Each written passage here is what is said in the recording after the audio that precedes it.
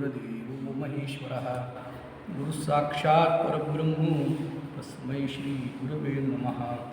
महायोगपीठे तटे भीमरथ्या वरः पुण्डरीकाय दाङ्गुमलिन्द्रे समागत्य तिष्ठन्तमानन्दकन्दं परब्रह्मलिङ्गं भजे पाण्डुरङ्गं वसुदेवसुतं देवं कंसचाणूरमर्दनं देवकी परमानन्दं कृष्णं वन्दे जगद्गुरुं ध्याये नित्यं महेशं रजतगिरि निम्बचारुचन्द्रावतंसं रत्नाकल्पोज्ज्वलाङ्ग परशुमृगवरा भीतिहस्तं प्रसन्नं पद्मासीनं समन्तात् स्तुततममर्गणि व्याघ्रपूतिं वसानं विश्वाद्यं विश्ववन्द्यं निखिलभयहरं पञ्चवक्त्रं त्रिनेत्रं मालो चन्द्रदलं गले च गरलं जूटे च गङ्गाजलं व्यालं वक्षसि चानलं च नयनं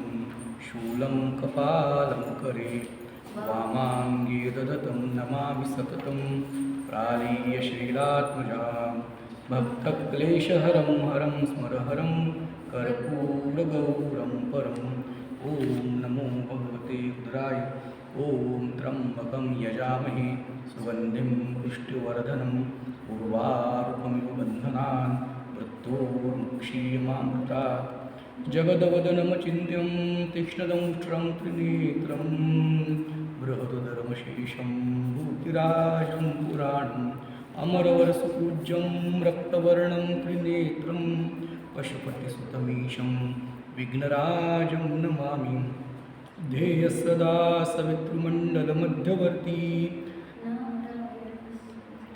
सरसन्नविष्टः केयूरवान् मकरकुण्डलवान् किरीटी हारी हिरण्मयवपुत्रशङ्खचक्रः नमो दिव्यै महादिव्यै शिवायै सततं नमः।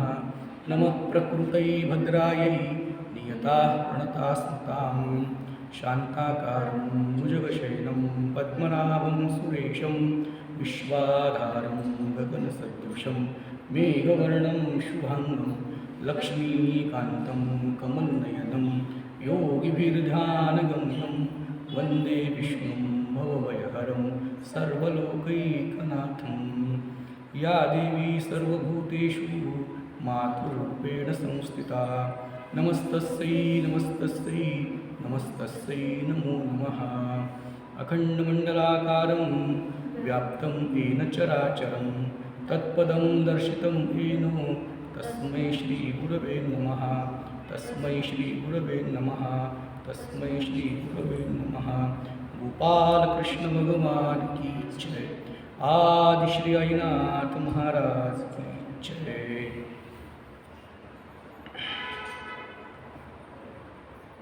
यापरी अनादि सिद्धरीत त्या संप्रदायाते अनुसरत जडमूढ जीवा प्रज्ञावंत करिसी अमृत पाजून।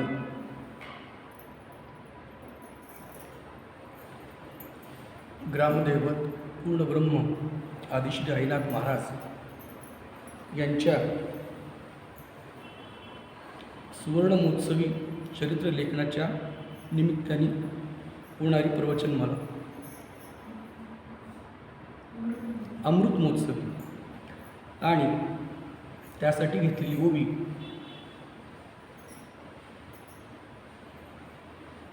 यापरी अनादि सिद्धरीत त्या संप्रदायाते अनुसरत जडमूढ जीवा प्रज्ञावंत करिसी अमृत पाजू। अनादि सिद्धरीत काय आहे याविषयी आपण मागच्या प्रवचनात उहापोह करण्याचा प्रयत्न केला।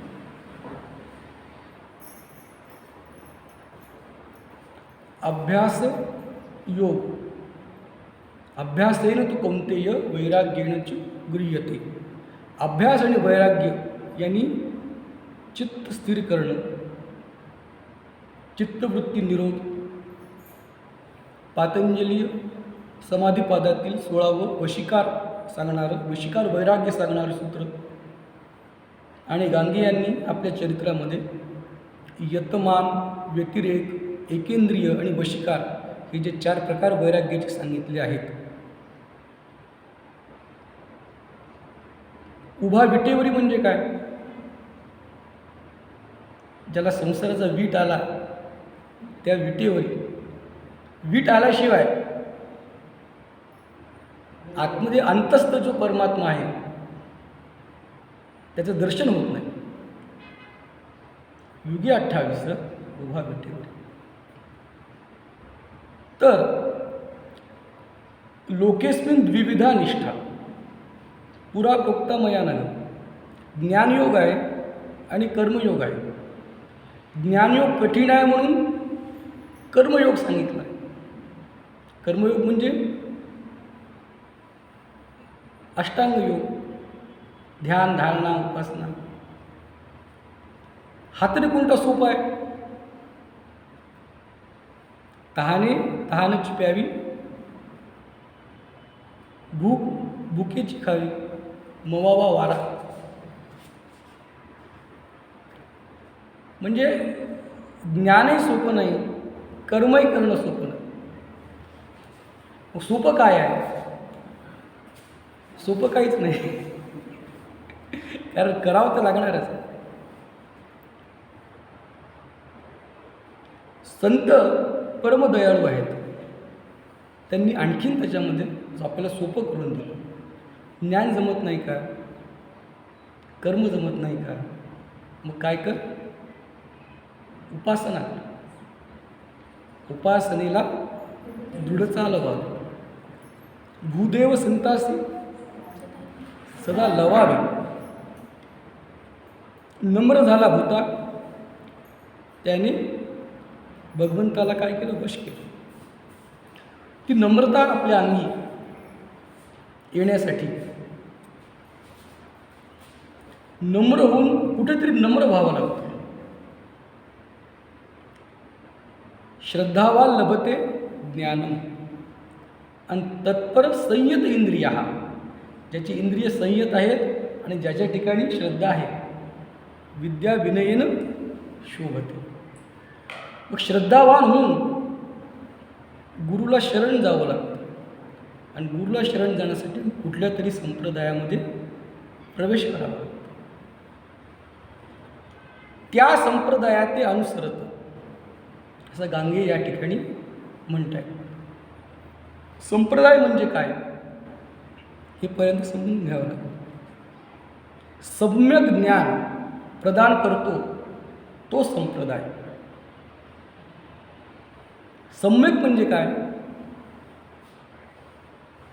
समम सर्वेषु भूतेषु तिष्ठन्तं परमेश्वर.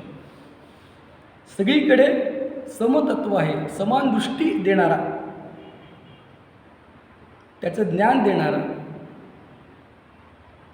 की कोणी खाली नाही, कोणी वर नाही, कोणी उच्च नाही, कोणी नीच नाही, कोणी स्त्री नाही, कोणी पुरुष नाही. सगळीकडे चराचरामध्ये एकच आत्मतत्व नांदत आहे. हे जो संप्रदाय सांगतो सम्यक ज्ञान, याला म्हणतात सम्यक ज्ञान, आणि हे जो प्रदान करतो तो संप्रदाय. कारण आपला वैदिक, सनातन वैदिक हिंदू धर्म आहे, त्याच्यामध्ये चतुर्वेद आहेत. चारी वेदांचा कोणी अभ्यास करतं का? एकाही वेदाचा करत नाही तसं म्हटलं तर. पण शास्त्राने काय सांगितलं की जे 4 वेदात आहे ते एकाही वेदामध्ये आहे. जे ऋग्वेदात सांगितले ते यजुर्वेदात आहे. मग एका तरी शाखेचा, तुमची शाखा कोणती? ऋग्वेदी. तेव्हा महर्षींनी अनेक रस्ते आहेत, पण आपल्याला समुद्रामध्ये खूप पाणी आहे, पण आपण किती पाणी पिणार? आरतीची जोगी. जेव्हा आपल्याला जेवढी तहान आहे त्यातून आपलं भागते. तसं गीतेमध्ये विषय काय येतो की हे जे ज्ञान आहे ते केव्हा फळेल? गुरु शिष्याला ज्ञान देतील. शिष्य ही विद्या कीर लाहे, परी ते न फळे संप्रदाय विण. संप्रदायाशिवाय ते काही फळाला येणार नाही. जसं समुद्रावर वृष्टी झाली तर त्याचा काही उपयोग होईल का? कारण सगळ्या नद्या समुद्रातून मिळणार आहेत. समुद्रावर शेतात पाणी पडलं तर त्याच्यावरून काहीतरी धनधान्य उगवेल. भगवंत काय सांगतायत की हे जे ज्ञान आहे, इदम ते न तपस्काय न अभक्ताय कदाचन नचा शुश्रूषवे वाच्यम योमाम अभ्यसूयती. 4 अटी सांगितल्या की हे जे ज्ञान आहे अर्जुना तुला जे मी दिलेलं आहे ते कोणाला देऊ नको? जो तपोहीन आहे, अतपस्काय, तप करायला तयार नाही, त्याला ज्ञान देऊन काही फायदा नाही. कारण तो काय करेल?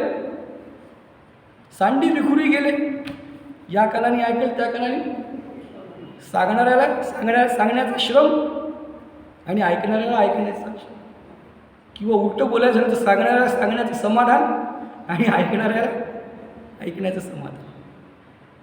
तपोहीन व्यक्तीला तू हे ज्ञान देऊ नको. कारण जे ज्ञान दिलं त्यानुसार काय करावं लागेल? तप करावं लागेल. उपासनेला काय करावं लागेल? दृढ चालवावं लागेल. नैरंतर्येनं, निरंतर आवर्तन त्या गोष्टीचे पुन्हा पुन्हा करावे लागतील. त्यालाच काय म्हणायचं? तप. ब्रह्मदेव जेव्हा कमलोद्भव ब्रह्मदेव नाभीतून जन्मला, इकडे तिकडे पाहू लागला, वेडा ऐकू ब्रह्म एकला होता, त्याला स्वतःशिवाय दुसरं कोणी दिसलं नाही. आणि मग मी कुठून निर्माण झालो याची जेव्हा त्याच्या मनात उत्कंठा निर्माण झाली आणि त्याचा शोध जेव्हा त्यांनी लावायचा प्रयत्न केला, विचार करू लागला, तेव्हा त्याच्या कानावर पहिले शब्द कोणते आलेत तर ते काय होते? तप तप तप कर. मग त्यांनी तप केलं आणि खूप वर्ष तप केल्यानंतर, 1000 वर्ष तप केल्यानंतर मग तो त्या कमळाच्या त्या देठातून खाली खाली खाली खाली जाऊन मग त्याला आपण विष्णूच्या नाभीतून आलेलो आहोत हे त्याला कळलं. तप अतिशय महत्त्वाचं. आणि जो तप करणार नसेल त्याला हे काय करू नको? ज्ञान देऊ नको. बरं, तपही जर करणार आहे, काही वाचिक मानसिक तप करणार आहे, पण काय आहे? अभक्त आहे, गुरुभक्तीविषयी काय आहे? ढिला आहे, तर त्यालाही ज्ञान देऊन उपयोगाचं नाही. कृतज्ञ होणार असेल तर भस्मासुरासारखा त्यालाही ज्ञान देऊ नकोस. तपाचिया तळिया दाटला असे गाडोरा. म्हणजे जसं आपण एखादं इमारत बांधतो तर खाली काय करतो? पाया रचतो. तर पायाच्या दगडांचा तू काय कर? त्या ठिकाणी तपाच्या दगडांचा पाया तयार कर आणि त्यावरी गुरुभक्तीचा प्रासादू तयार कर. गुरुभक्तीचा काय झाला पाहिजे? तपाच्या पायावर प्रासाद म्हणजे राजवाडा किंवा मंदिर तयार झालं पाहिजे. आणि समोरचा जो श्रवणेच्छेचा, श्रवण करण्याची इच्छा असणारा दारवंटा, जो सदा उघडा, एवढा मोठा राजवाडा आहे, त्याचा खाली पाया चांगला सज्जड आहे, पण दरवाजा काय आहे? बंद. दरवाजे बंद. दरवाजे बंद असले तर दर्शन होईल का?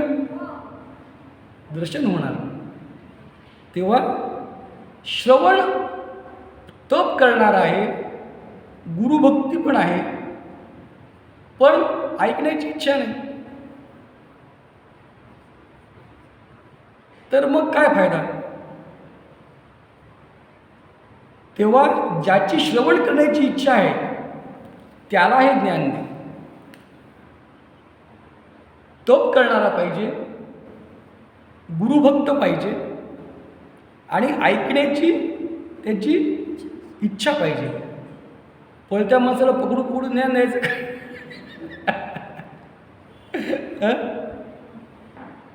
आणि सगळ्यात महत्त्वाचा म्हणजे मी जो शास्त्र निर्माता आहे, मी म्हणजे भगवंत सांगतायत की त्याच्याविषयी निंदा करणारा नास्तिक जर असेल तर त्याला या ज्ञानापासून काय करतो, दूर ठेवतो. तरच काय होईल, हे जे ज्ञान आहे हे उपयोगी पडेल. हा संप्रदाय भगवंतांनी गीतेमध्ये सगळ्यात शेवटी सांगितलेला आहे. तपोनिष्ठ पाहिजे, गुरुभक्त पाहिजे, श्रवणाची इच्छा पाहिजे आणि जो कोणी ज्ञान देणारा गुरु आहे त्याची निंदा कधीही न करणारा पाहिजे. तेव्हा ते ज्ञान प्राप्त होतं. नहुष स्वर्गाधिपती झाला. इंद्राने काय केली, गुरुचा अपमान केला, गुरुची निंदा केली, तर तो स्वर्गच्युत झाला आणि त्या ठिकाणी मग नहुष राजा झाला. पण तो काय झाला, रहाटी. त्याला पद तर भेटलं पण तो भांबावला, रहाटी भांबावला. त्याला ते पद काही पचवता आलं नाही. त्याला इच्छा झाली इंद्राणीची आणि तिची इच्छा झाल्यामुळे ती त्याला म्हणाली की तुझं मी शौर्य कशाहून हे करू, तू एखाद्या अद्भुत आसनावर बसून ये, मग तेव्हा मग मी तुला वरणार. तर यांनी कशाचं आसन केलं, पालखी तयार केली आणि त्याची भोई केले सगळे ऋषी. आणि बिचारे ऋषी झाले पण याला इतकी त्याची तगमग सुटली, तो सगळ्यांना काय म्हणत होता, वरून पालखीत बसून फटके मारत, सर्प सर्प, म्हणजे पटपट चला लवकर. ऋषींचा काय झाला, अपमान झाला आणि त्याला स्वर्गाहून खाली यावं, पदच्युत व्हावं. पद तर मिळालं पण ते भोगता आलं काय. कापराचे थळी व कापराचे तुम्हाला वस्त्र भाग्यानुसार भेटतीलही, पण त्याची उपयोग कसा करावा, ते कसे घालावे हे संप्रदाय विण कळणार नाही. म्हणून गुरु दाविल्या वाटा. गुरुचरित्रात आपल्याला सांगतात की भारद्वाज मुनींनी ब्रह्मदेवाकडे मला ज्ञानाची खूप लालसा आहे, मला आणखी ज्ञान द्या, वेद किती आहे ते दर्शन दाखवा. तेव्हा ब्रह्मदेवाने काय सांगितलं की हे पाय डोंगरच्या डोंगर दाखवले ज्ञानाचे, एवढं ज्ञान आहे, तू कोणतं कोणतं घेतोस. आणि त्यातील 4 मुठी फक्त काढून दिल्या. 4 मुठी ते म्हणजे आपले चतुर्वेद. तर जे संप्रदाय असते त्याच्यामध्ये एक विशिष्ट धाटणी आहे. म्हणजे कमी वेळात योग्य ठिकाणी पोहोचायचं असेल तर आपल्याला एक उचित संप्रदाय जो आपल्याला पटला तो स्वीकारावा लागतो. आणि तो स्वीकारल्यानंतर आपल्याला ज्ञान होऊन आपलं कल्याण होण्याची काहीतरी सुतराम शक्यता निर्माण होते. इथे गांगे सांगतायत की त्या संप्रदायाचे अनुसरत. आता त्या म्हणजे काय, कोणत्या संप्रदायाविषयी बोलतायत. परोक्ष प्रिया देवा, परोक्षवाद असतो देवा, देवाशी सरळ सांगत की या वाटेने जा. तोची तू परमात्मा निर्गुण, तो आणि त्या संप्रदायाचे अनुसरत. कुठल्या संप्रदायाचं अनुसरण केलंय, ज्ञानेश्वरीतच पुन्हा 18व्या अध्यायात येतं की क्षीरसिंधू परिसरी शक्तीच्या कर्णकुहरी नेणोके श्री त्रिपुरारी सांगितले जे. क्षीरसिंधूच्या परिसरामध्ये शक्तीच्या म्हणजे पार्वती मातेच्या कानात त्रिपुरारींनी केव्हा तरी एकदा ज्ञान सांगत होते. आणि क्षीरकल्लोळा आतू मकरोदरी गुप्तू, त्या दुधाच्या त्या समुद्राच्या त्या लाटेमध्ये जी मकरकुंडले तळपती श्रवणी, म्हणजे त्या माशेच्या पोटामध्ये एक गुप्त होता. तर त्याच्या त्या मिनिंग त्या मच्छिंद्रनाथाच्या त्यांना ते ज्ञान प्राप्त झालं. तो मत्स्येंद्रनाथ कसा होता? जेव्हा ते सप्तशृंगी भग्ना अवयवा चौरंगी, ज्याला हात आणि पाय नव्हते, त्याच्याकडे नुसतं पाहिलं तर तो संपूर्ण झाला, त्याला हातही फुटले पाय फुटले, असे मच्छिंद्रनाथ. आणि त्या मच्छिंद्रनाथांना अव्युत्थान समाधी भोगण्याची वासना तयार झाली की आता पुन्हा त्या समाधीतून आता मी उठायचं, व्युत्थान पुन्हा पावायचं नाही.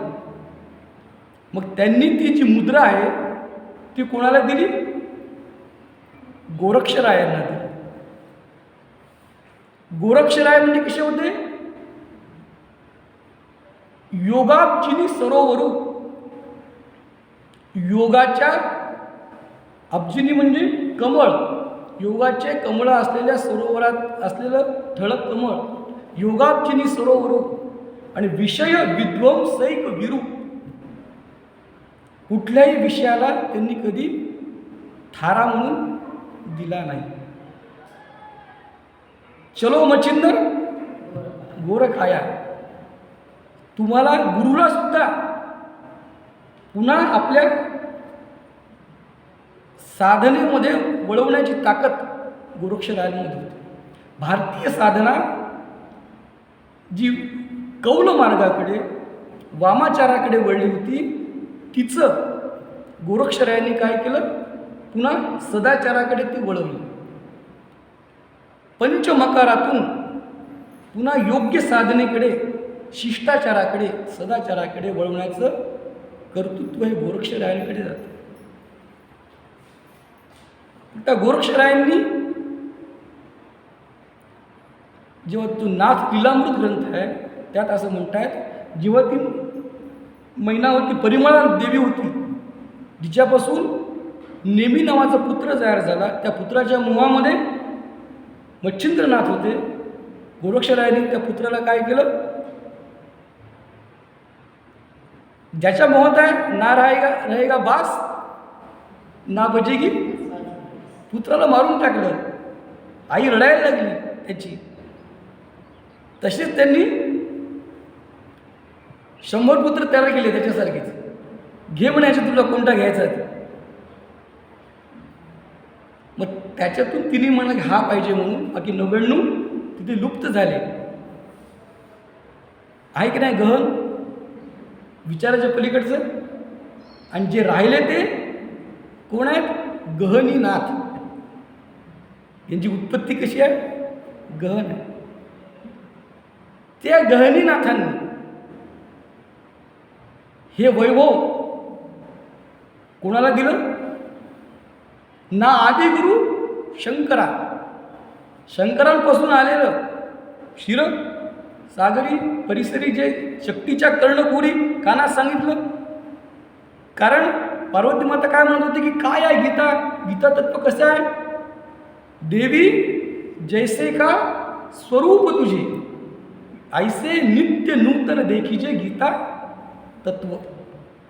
तुझं स्वरूप जसं नित्य नूतन आहे तसं गीता तत्व म्हणजे कोणतं ज्ञान सांगत होते?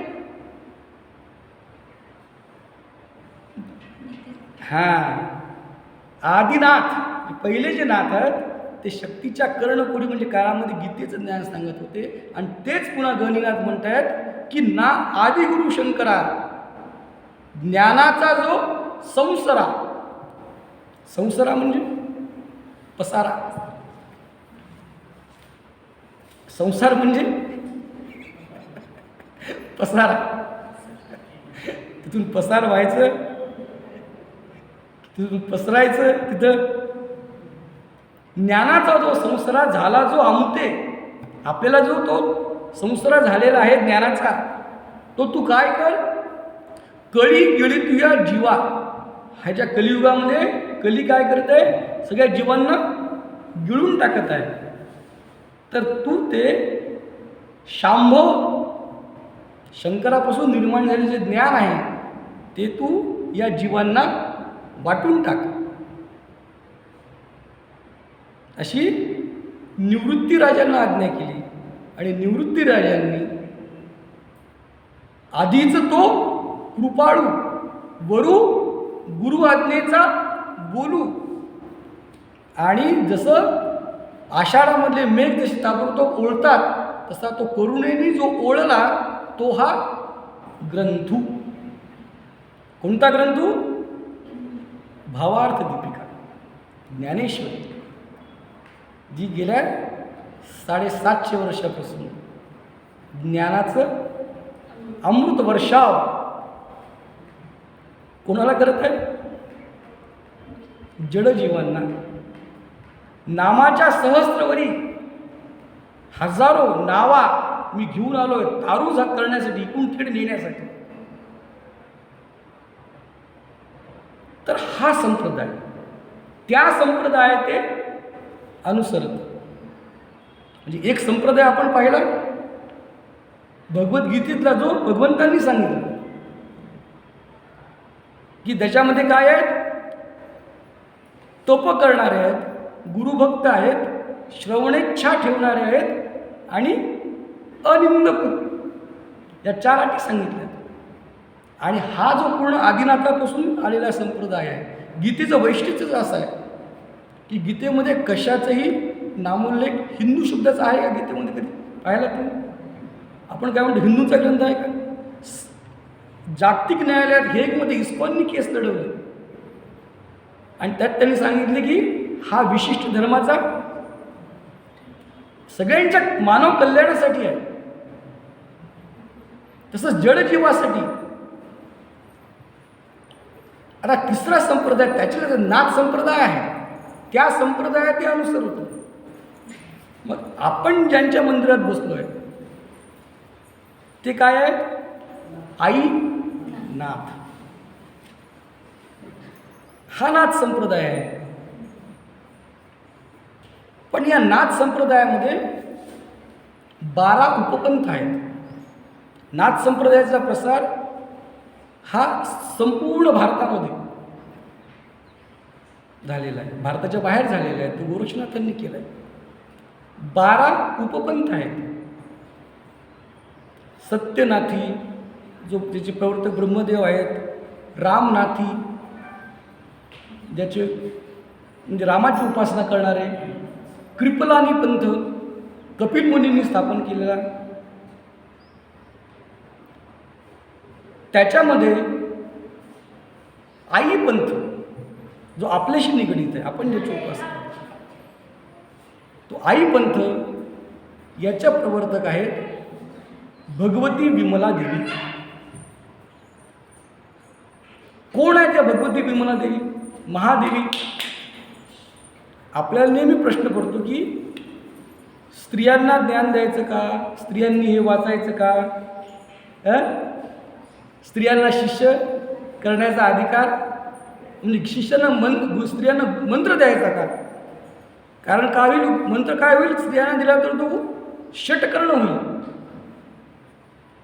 त्या कच आणि देवयानीची गोष्ट आपल्याला नेहमी शुक्राचार्यांनी मंत्र दिला देवयानीला आणि पोटातल्या त्या कोणी ऐकलं? कचानी ऐकलं. सांगणाऱ्याने सांगताना याचे 2 कान, ऐकणाऱ्याचे 2 कान, पुन्हा आतमधल्या कचाचे षटकर्ण झाला आणि नंतर तो मंत्र निरुपयोगी ठरला. म्हणून एक प्रकारचं हे गारुड म्हणा किंवा एक मानसिक असं हे जाणं की स्त्रियांना मंत्र द्यायचं. स्त्रियो वैश्या तथा शूद्रास तेपि याती पराम गतिम किम पुनर्ब्राह्मणा पुण्या. म्हणजे स्त्रिय वैश्य आणि शूद्र परमार्थापासून काय केले? वंचित राहायला गेलेत. तर तो सगळा समाज गोरक्षनाथांनी त्यांना पण अधिकार आहे. विमला देवी, महादेवी विमला देवी, म्हणजे 1200-1500 वर्षापूर्वीची गोष्ट सांगतो. तेव्हा महादेवी विमला देवी या विस्मययुक्त भई, तिला विस्मय झाला आणि तिचा विस्मय दूर करण्यासाठी तिने गोरक्षनाथांना विचारलं. आणि त्यांचा जो संवाद आहे, काय विचारलं की या सृष्टीचा कर्ता कोण आहे.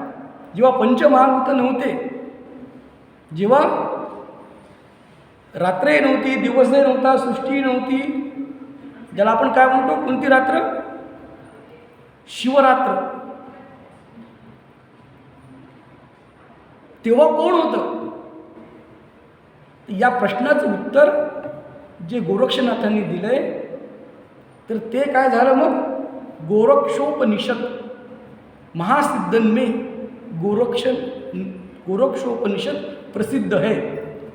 ही उत्तर भारतातील अवधी भाषा आहे आणि त्याचा संस्कृत, कारण स्त्रीला ते संस्कृतपासून दूर ठेवल्यामुळे फक्त मूलको अर्थ त्याचा इतकाच उपलब्ध आहे.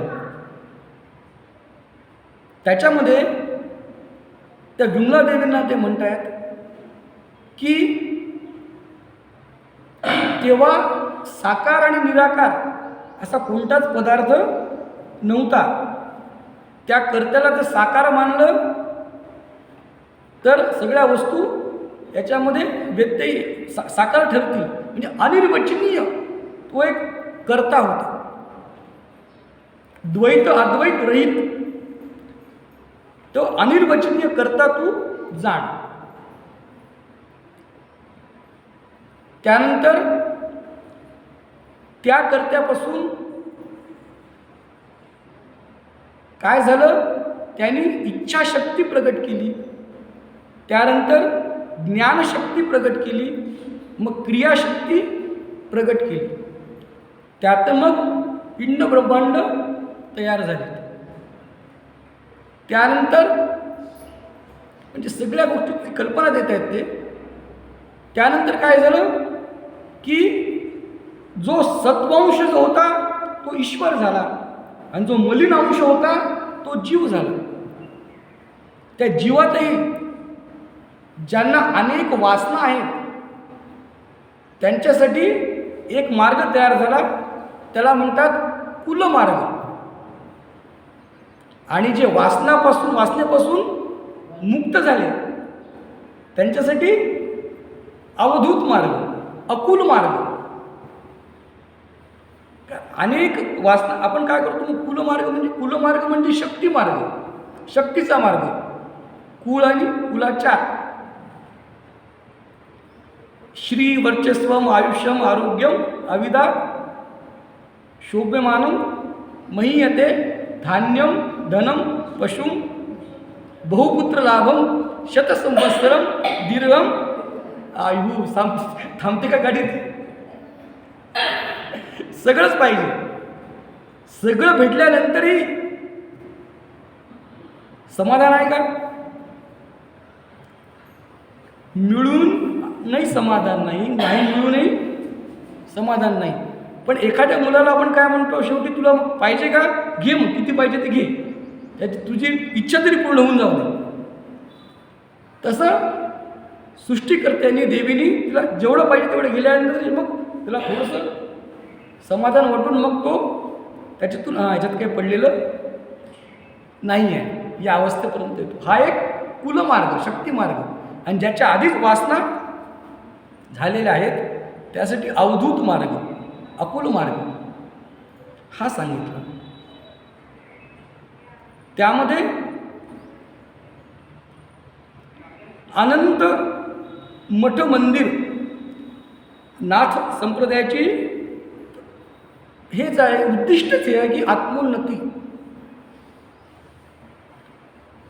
प्रत्येक देह हा काय, देह मंदिर, चित्त मंदिर, एक तेथे प्रार्थना. अनंत मठ जितके जीव दिसतील ते सगळे काय आहे? भगवंताची मंदिरच आहेत. आणि त्याच्यामध्ये काय नांदते आहे? शिव आणि शक्ती नाथ आहेत. ब्राह्मणाला खूप महत्त्व दिलं आहे या उपनिषदामध्ये. चारी वर्णों में ब्राह्मण श्रेष्ठ है. ब्राह्मण, क्षत्रिय, वैश्य, शूद्र चारी वर्ण पृथ्वी भई. चारी वर्ण में ब्राह्मण श्रेष्ठ है.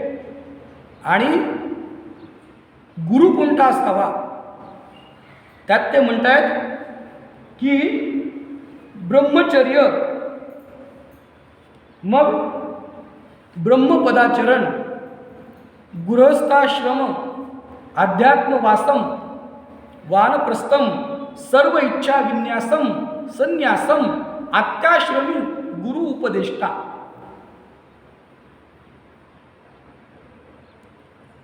म्हणजे माणूस वेगळा, त्याला माणूस एकच आहे. गृहस्थाश्रमी आहे तोच ब्रह्मचारी आहे, तोच गृहस्थाश्रमी आहे, तोच वानप्रस्थ आहे, तोच संन्यासी आहे. हे वेगवेगळे एकाच वेळी या चारी गोष्टी तो करतो आहे. त्याला बाकी बाह्य वेशाने अवलंबन करायचं काही गरज नाही. वानप्रस्थ असतानाही तो ब्रह्मचारीच आहे, गृहस्थाश्रमात असतानाही तो ऋतुकालोद्भव समागम करत असल्याने तो ब्रह्मचारीच आहे. सर्व इच्छा त्याच्या नाश झाल्या असल्याने तो काय? संन्यासी आहे. म्हणजे भगवे कपडे घातले तरच संन्यासी, मुंडन केलं तरच संन्यासी, दीक्षा घेतलं तरच, असं मानण्याचं काही. मग याला ती पदवी काय दिली? अत्याश्रमी. भोग भोगिनी ब्रह्मचारी. भगवंताविषयी काय सांगितले तुकाराम महाराजांनी? तर अत्याश्रमी हा गुरु उपदेष्टा सांगितलेला आहे. आणि जीवाचं कल्याण करून घेणे, आत्मोन्नती हे उद्दिष्ट आहे. हे सगळं ज्ञान गोरक्षोपनिषदामध्ये गोरक्षनाथांनी भगवती महादेवी विमला देवी, विमला माईचा पंथ म्हणून आई पंथ, आई पंथाचे म्हणून आईनाथ प्रसिद्ध झाले. आईनाथ नाम. याचं मुख्य क्षेत्र कुठे आहे? तर गोरखपुई, दिनाजपूर जिल्हा, पश्चिम बंगाल. जोगी गुफा त्यांचं एक क्षेत्र आहे. तर हा शक्तीला मानणारा, आईला मानणारा, स्त्रीला मानणारा, त्यापासून तयार झालेला हा पंथ आहे. तर या संप्रदायाचे आपण कोण आहोत? म्हणजे आपल्याला संप्रदाय तर कळला पाहिजे, कोण आहे, काय आहोत. मग आपली विचारधारा कळली पाहिजे. इथे वडील जे करीत ती तया नाम धर्म ठेवते, त्या संप्रदायात ते अनुसरत.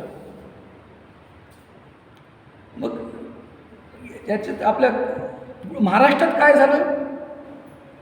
महाराष्ट्रामध्ये ज्ञाननाथांनी म्हणजे माऊलींनी हा सगळ्यांना पचावा, सगळ्यांना यावा म्हणून हा वारकरी संप्रदायामध्ये माझे जीवीची आवडी पंढरपुरा नेईन गुढी हा पंथ इकडे हे झाला, समाविष्ट झाला. वारकरी संप्रदायामध्ये नाथ महाराज आले ते दत्तोपासक, एकनाथ महाराज. तुकाराम महाराज आले ते चैतन्य उपासक. माऊली ही नाथ संप्रदायातून आली. असा त्रिवेणी संगम. पांडुरंग हा काय झालेला आहे? सर्व समावेशक आहे. त्या संप्रदायात ते अनुसरत. जडमूढ जीवा प्रज्ञावंत. कोणाला प्रज्ञावंत करायचं आहे? जे आधीच प्रज्ञावंत आहेत त्यांना प्रज्ञावंत करायचं आहे का? जे जड आहेत, मूढ आहेत, त्यांना काही कळत नाही. आणि कुळ हे पावन कृष्ण नाम. गीता भागवत करीती पठण श्रवण. कारण पठण करण्याची बुद्धी कोणाजवळ आहे? श्रवण करा. नाही तुम्हाला काय सांगायचं आहे तुकाराम महाराजांना? गीता म्हणजे भगवद्गीता म्हणायची आहे का? ज्ञानेश्वरी श्रवण करा. भागवत श्रवण करा म्हणजे श्रीमद भागवत म्हणायचं आहे का? एकनाथी भागवत श्रवण करा. गीता भागवत करीत श्रवण अखंड चिंतन विठोबाचे. समचरण दृष्टी विटेवरी साजित. मागणं आहे तुकाराम महाराज. आपण जे सम्यक ज्ञान मिळवून पाहिजे ना, सगळ्या माझी दृष्टी कशी असली पाहिजे? सम. आणि ज्याचे चरण सम आहेत तिथे ती चित्त माझं कुठं राहायला पाहिजे? तेथे माझे हरी दृष्टी राहू. आणिक न लगे माईक पदार्थ. दुसरे कोणते माईक पदार्थ मला नको आहेत. इंद्रादिक पदे दुःखाची शिराणी. कुठलंच पद मला याचा अध्यक्ष त्याचा उपाध्यक्ष त्याचं सचिव करू नकोस. हे काय आहे? दुःखाची शिराणी आहे. तेथे दुश्चित्त जणी जडो देशी. मी त्याच्यामध्ये अडकलो तर माझं तुझ्याकडे दुर्लक्ष होईल. तुका म्हणे त्याचे कळले आम्हा वर्म. आम्हाला त्याचं वर्म कळलेलं आहे की ते काय आहेत? नाशिवंत आहेत. आणि तू काय आहेस? अविनाशी आहेस. ते अल्पस्वल्प आहेत आणि तू अर्णव आहेस, दयेचा सागर आहेस.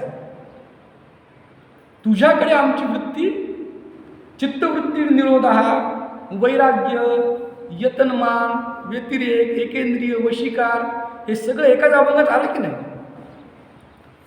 धगधगत वैराग्य दिसतं. हे तुकाराम महाराजांशिवाय दुसरीकडे कुठे दिसू शकते का आपल्याला? संतांनी म्हणजे लोक काय म्हणतात, धन्य आम्ही तुका देखील. आपल्याला जगून दाखवलं असं आहे. फक्त पोथी पुराणात शास्त्रामध्ये वाचायसाठी ऐकायसाठी नाही. खरा आनंद उपभोगायचा असेल तर ते जगावं लागतं. जडमूढ जीवा प्रज्ञावंत करेसी अमृत पाजून. कोणतं अमृत आहे? अमृत म्हणजे जे पिले की मृत होत नाही. बोधामृत आहे, ज्ञानामृत आहे, उपदेशामृत आहे, कथामृत आहे. किती अमृत आहे? तप्त जीवनम तव कथामृतम तप्त जीवन. किती सुंदर गोपीगीतात वर्णन केलं की भगवंताच्या नुसत्या कथा जरी ऐकल्या, त्याच्या लीला जरी वर्णल्या, हरी कृष्ण विष्णू गोविंद या नामाचे निखळ प्रबंध, माझी आत्मचर्चा विशद उदंड घात, नामचे नाही पापाचे ऐसे केले. त्या अमृतामध्ये वारकरी संतांनी आपल्या पूर्ण महाराष्ट्राला, सगळ्या जडजीवाला काय केलं? ओतप्रोत आकंठ बुडवलेलं आहे. फक्त आपल्याला काय? नऊ स्वर्गाधिपती झाला, रहाटी भांबावला, सगळं आपल्या जवळ आहे, पण त्याच्यावर काय साचलेली आहे? धूळ साचलेली आहे. ती धूळ झटकावं तेव्हा कुठे आपल्याला ते बोधामृत प्राप्त होईल. आणि करसी अवतरण युगी युगी. कशासाठी अवतरण आहे संतांचं? हेच तुम्हाला पुन्हा पुन्हा आठवण करून देण्यासाठी की तू आहेस तोच तू परमात्मा. अनादित्वात निर्गुणत्वात परमात्मा यमव्ययः. शरीर असतो कौंतेय न करोती न लिप्यते. तो तुझ्यात आहे, काही करत नाही आणि कुठल्याही प्रकारे कशातही लिप्त होत नाही. मय्येव मन आधत्स्व. भगवंताची काय आज्ञा आहे की माझ्यात तू काय कर, मन ठेव. मयी बुद्धी निवेशय. जशी आपण बँकेमध्ये FD करतो तशी माझ्यात मन तू गुंतवणूक 5 वर्षासाठी 2 वर्षासाठी इतके टक्के व्याज कर. आणि मग निवशिष्यशी मय्येव. माझ्यात तू निवेश केल्यानंतर आता ऊर्ध्वम, तू ऊर्ध्वगतीला जाशील यात काही संशय नाही. पण आता चित्तम समाधातून, पण जर तू माझ्यात चित्त ठेवू शकत नसला तरच करते नाही का ते बरोबर. तर तू काय कर, अभ्यास कर. कशाचा अभ्यास कर? वैराग्याचा अभ्यास कर. पण अभ्यासही करू शकला नसला तर काय कर, अभ्यासेप्य समर्थोसी असमर्थोसी मत कर्म. माझ्यासाठी तू काय कर, कर्म कर. डोळे तुम्ही घ्या रे सुख, पहा माझ्या विठोबाचे. ऐका तुम्ही कान, हा गुणगान. काय काय करायचं ते कुणासाठी कर, मत कर्म. विधी निषेध पाळी आणि कुळधर्म सगळे तू कर. इतक्याने तुम्हाला सगळी सुख मी दिलेली आहे. पण ते करणं होत नाही. मग काय कर, सांडी माझा अतिसो. जाऊ दे, पहिले कोण्या गोष्टीसाठी तुला वाटत असेल बाबा मीच मध्ये मध्ये यायलो तुझ्या, पहिल्यांदा मध्ये शेवटी माझं नाव आहे सुद्धा घेऊ नकोस. जाऊ दे, सोडून दे मला. मग काय कर, सर्व कर्म फल त्याग. कर्माचं काय कर, त्याग तरी कर. एक तर माझ्यासाठी कर्म कर. ते माझ्यासाठी कर्म करता आले नाही तर तू जे जे कर्म करत आहेस त्याचा तू काय कर, त्याग करू. माळीये जेवते नेले तेवते निवांतची गेले, पाणीये जैसे तैसे होवावे का.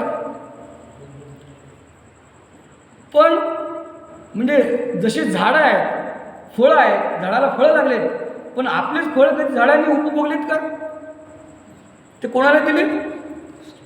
आणि माणूस तसं करतो का.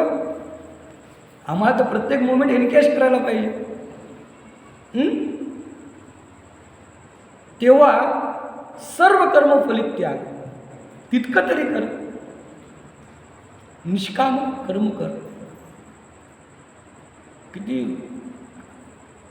डोळे उघडवणारे उभे आहे. आत्मजेच्या विषयी जीव जैसा निरभिलाषी. आत्मजा म्हणजे मुलगी. मुलीविषयी माणूस किती निरभिलाष असतो की आम्ही मुलीच्या घरचं अन्नसुद्धा खाणार. तसं तू आपल्या कर्माविषयी हो, अलिप्त हो. त्या कर्माचे फळ उपभोगायच्या. मुलीला डॉक्टर करायचं आणि मुलीची काय त्याच्या उपभोगायची काय संपत्ती नाही. निष्काम कर्म, सर्व कर्म फलत. कारण का, अभ्यासाहून काय श्रेष्ठ आहे, ज्ञान श्रेष्ठ आहे. श्रेयो ही ज्ञानम अभ्यास काय. ज्ञानात ध्यानम विशिष्य. ज्ञानापेक्षा ध्यान श्रेष्ठ. आणि ध्यानापेक्षा ध्यानात कर्मफल त्याग.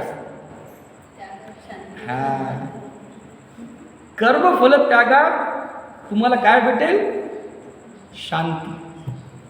ओम शांती शांती शांती. कुठे भेटते का शांती. पहिले लोक कुठं जाऊन राहायचे, अरण्यात राहायचे. कशासाठी राहायचे, शांतता पाहिजे. घरात गेले की ताबडतोब कोण काय म्हणते, अरे शांती ठेवा. शांतीसाठी इतकी सोपी आहे का शांती. एवढ्या वरची स्टेज आहे. काय म्हणतात, शांती ब्रह्म. एकनाथ महाराज. शांती सोपी नाही. T.S. एलियटने वेस्टलँड लिहिली. अनेक भाषांचं, परदेशी भाषांचं त्याच्यामध्ये त्यांनी हे केला. उपयोग करून घेतला, पण त्याला ओम शांती शांती याचं ट्रान्सलेशन करता आलं नाही. सगळ्या शब्दांनी ओम शांती शांती शांती जशाला तसंच ठेवलं. तर ही शांतीची आहे. एक महात्मा काय म्हणाला, काल परवाच म्हणाला, चांगलं सुशिक्षित उच्च पदस्थ, तो म्हणतोय की चांगले कर्म करूनही आपल्याला चांगलेच फळं भेटतात असं काही नाही, असं माझं वैयक्तिक मत आहे. वयाच्या 80व्या 25व्या वर्षी त्याचे असे उद्गार, आनंदोद्गार आहेत काय? कर्म तर त्यांनी चांगली केलेले आहेत, फळं त्याला चांगले भेटलेले नाही आहेत. शांती आहे काय? नाही आहे. का नाही आहे? कारण त्याचं उत्तर इथं आहे की त्यांनी एक तर तप केलं नसेल, तप केला असेल तर गुरुभक्ती केली नसेल, गुरुभक्ती केली असेल तर श्रवणेच्छा नसेल, किंवा मग भगवंताची निंदा घडली असेल.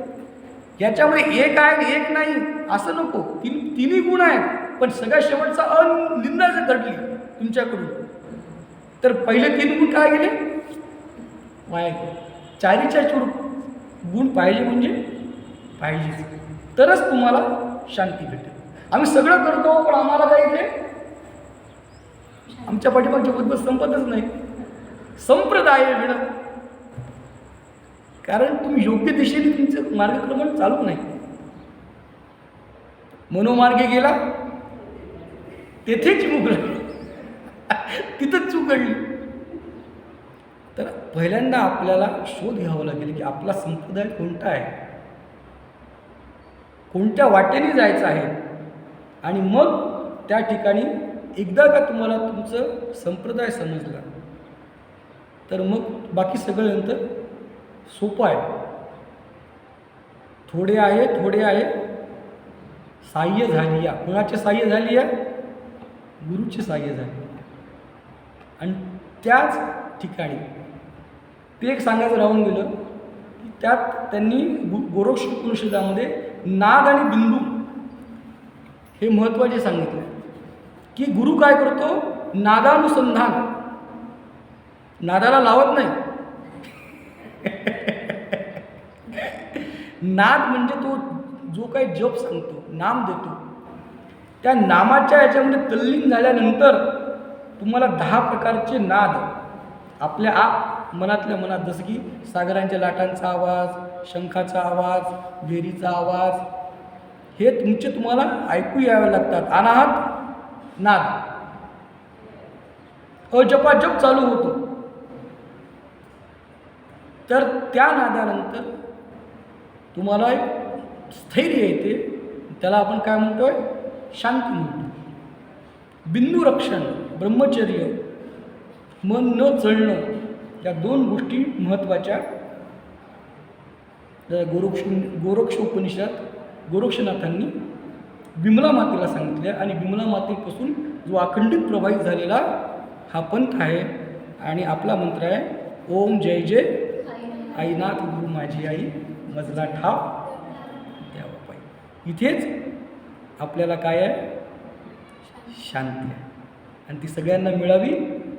आणि याच्यातूनच जे जड आहेत, जे मूळ आहेत, या सगळ्यांनाही ती प्राप्त व्हावी, हीच आदिश्री आईनाथ महाराजांच्या चरणी विनम्र प्रार्थना करून आजच्या प्रवचनाला विराम देऊया.